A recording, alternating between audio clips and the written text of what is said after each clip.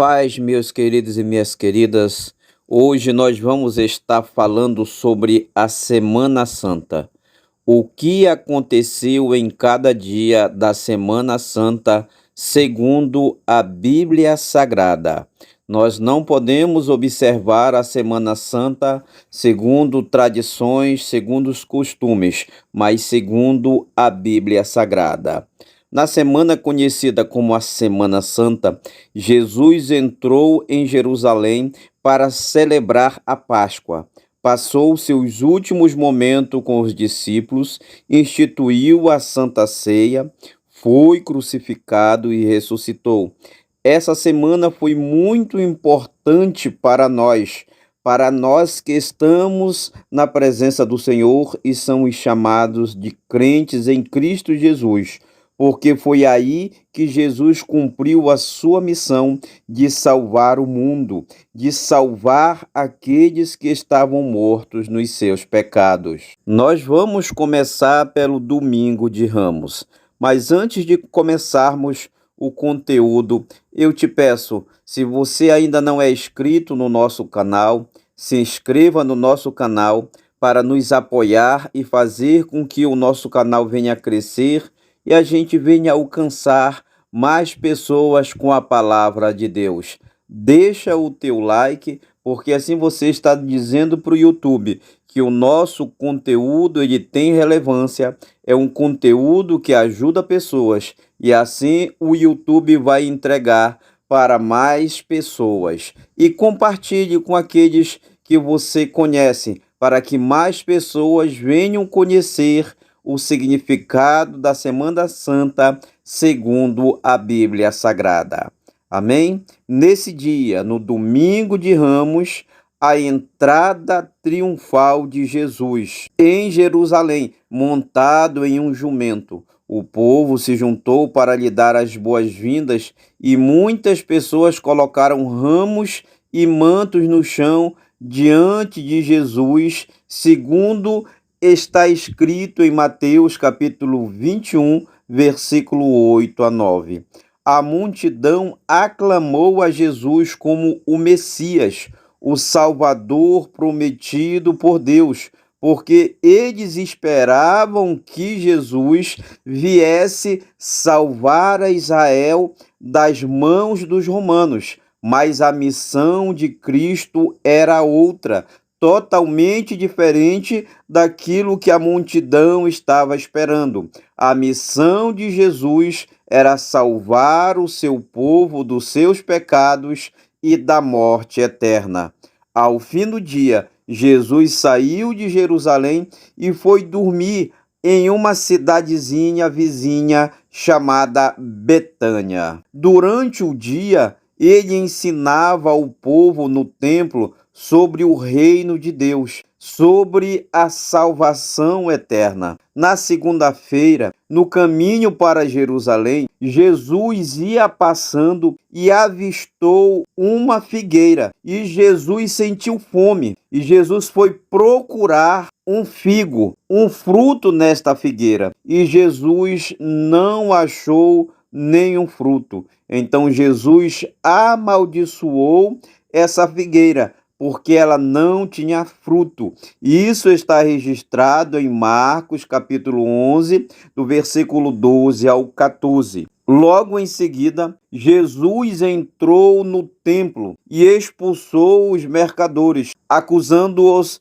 de tornar a casa de Deus em um mercado, em um lugar de ladrões, em um lugar de mercadores da fé. E isso está registrado em Marcos, capítulo 11, versículo 15, 16 e 17. Quando Jesus voltou para Betânia, a figueira amaldiçoada tinha secado, e os seus discípulos, eles ficaram pasmos com aquilo que aconteceu. E Pedro, lembrando-se, disse a Jesus: Mestre, vê a figueira que amaldiçoaste, ela secou. E Jesus respondeu: tenham fé em Deus. Eu asseguro que, se alguém disser a este monte, levante-se e atire-se no mar, e não duvidar em seu coração, mas crer que acontecerá o que diz, assim lhe será feito. Durante esses 3 dias, Jesus debateu com os líderes religiosos e ensinou várias coisas importantes. Nós vamos estar resumindo para que o vídeo não fique muito grande. Jesus ele explicou sobre a ressurreição e sobre qual era o maior mandamento. Jesus contou várias parábolas sobre a salvação e o fim dos tempos. Jesus também explicou sobre o pagamento de impostos, aonde Jesus disse: dai a César o que é de César e dai a Deus o que é de Deus. Jesus também profetizou sobre a sua morte e sobre a sua ressurreição. E os líderes religiosos da época se sentiram ameaçados, com inveja de Jesus e dos seus ensinamentos. E a popularidade de Jesus crescia muito. E isso causou grande inveja e grande furor nos líderes religiosos da época. Por isso, durante esses dias, eles planejaram uma forma de matar a Jesus. E foi nesse tempo, foi nesses dias que Judas, um dos discípulos de Jesus, se ofereceu para trair Jesus por troca de dinheiro. O Judas Iscariotes. Você pode achar essa passagem em Lucas, capítulo 22, versículo 3, 4 e 5. Vamos agora para a Quinta-feira Santa, a última ceia. Era o dia de celebrar a Páscoa judaica. Seguindo as instruções de Jesus, os discípulos prepararam uma sala e se reuniram com ele para o jantar da Páscoa. Antes do jantar, Jesus lavou os pés dos discípulos, ensinando-os a ser humildes e a servirem uns aos outros. Enquanto eles comiam, Jesus tomou o pão, deu graças e repartiu com os discípulos. Ele fez o mesmo com o vinho.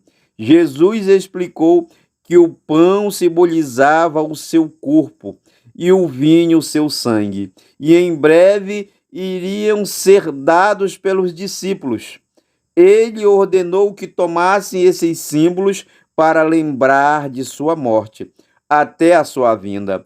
Foi assim que surgiu, que foi instituída a Santa Ceia do Senhor. E antes deste momento, Jesus se mostrou como servo dos servos para nos dar o exemplo no evento conhecido como lava-pés. Jesus também avisou que um dos 12 discípulos o iria trair.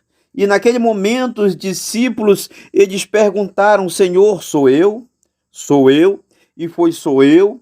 E Judas perguntou ao Senhor: será que sou eu? E o Senhor disse: tu o dissestes. Então Judas saiu para entregar Jesus às autoridades. Jesus ainda previu que os outros discípulos o iriam abandonar e que Pedro o iria negar no cantar do galo. Quando o galo cantasse por 3 vezes, Pedro iria negar a Jesus. No fim do jantar, eles cantaram um hino e foram para o jardim do Getsêmani para orar, um lugar costumeiro onde Jesus orava com seus discípulos, e Judas conhecia o mesmo lugar. Jesus passou algum tempo em oração, se preparando para o que vinha a seguir. Então Judas veio com os guardas para prender a Jesus. E Jesus disse a ele: amigo, para que vieste? De início, os discípulos tentaram lutar, tentaram defender a Jesus, mas depois fugiram, deixando Jesus sozinho. Jesus foi levado para a casa do sumo sacerdote para ser julgado. E nós entramos na Sexta-feira Santa, aonde aconteceu a crucificação. Durante a noite e a manhã de sexta-feira, Jesus foi interrogado pelo sumo sacerdote, o governador Pilatos e o rei Herodes. Ele foi gozado, espancado e chicoteado. Os guardas romanos colocaram uma coroa de espinho em sua cabeça, ridicularizando Jesus e o chamavam de rei. Quando viu o que tinha feito, Judas cometeu suicídio. Judas se sentiu grandemente culpado, mas não pediu perdão. O que ele foi fazer? Tirar a sua própria vida.